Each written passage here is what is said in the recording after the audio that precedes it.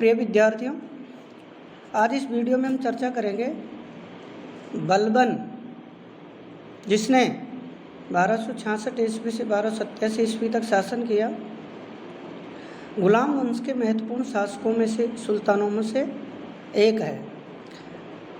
जैसा कि आपको ध्यान है, सल्तनत काल में सुल्तान के सहयोगी के रूप में और प्रशासन में सहयोगी के रूप में प्रमुख रूप से अमीर वर्ग था, और जिसमें इल्तुतमिश ने अपने सहयोगी के लिए विशेष रूप से 40 गुलामों का दल का गठन किया था। अब यही जो अमीर थे, इन्होंने अपने अपने स्वार्थों और महत्वाकांक्षाओं की पूर्ति के लिए सल्तनत के हितों को नज़रअंदाज करना प्रारंभ कर दिया और सत्ता प्राप्ति के लिए वो विभिन्न स्वार्थी तत्वों में शामिल होने लग गए। इसके बाद इल्तुतमिश की मृत्यु के बाद,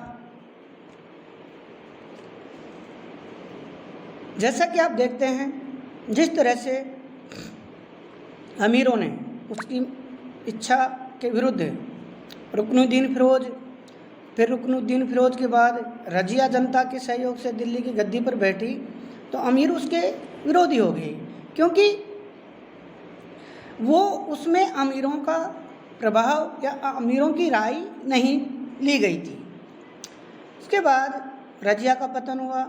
रजिया के बाद बहराम शाह, मसूद शाह, नासिरुद्दीन महमूद आदि, इनके समय जो अपन मोटे तौर से बात करते हैं 1236 ईस्वी से 1266, ये जो 20 साल का समय है, वो सल्तनत काल में सत्ता के लिए हुए संघर्ष, यानी सुल्तानों और अमीरों के मध्य सत्ता को लेकर जो संघर्ष हुआ, उसके लिए जाना जाता है।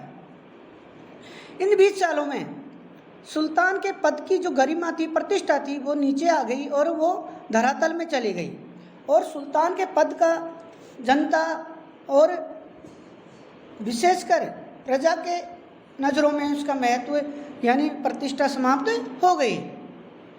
जिस तरह इल्तुतमिश के उत्तराधिकारियों को गद्दी पर बिठाया गया, हटाया गया, मारा गया, फिर अपने प्रभाव स्वार्थ के लिए बिठाया गया।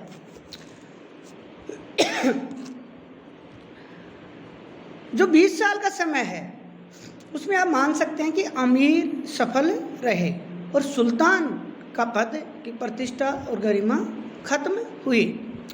जब इल्तुतमिश के वंशजों के बाद 1266 ईस्वी में जो इल्तुतमिश के ही गुलामों में से एक रहा था बलबन, जो भलीभांति जानता था कि अगर अमीरों की शक्ति को दबा के नहीं रखा गया, उनको वश में नहीं रखा गया, तो सुल्तान के पद की प्रतिष्ठा गरिमा को कभी भी पुनः स्थापित नहीं किया जा सकता।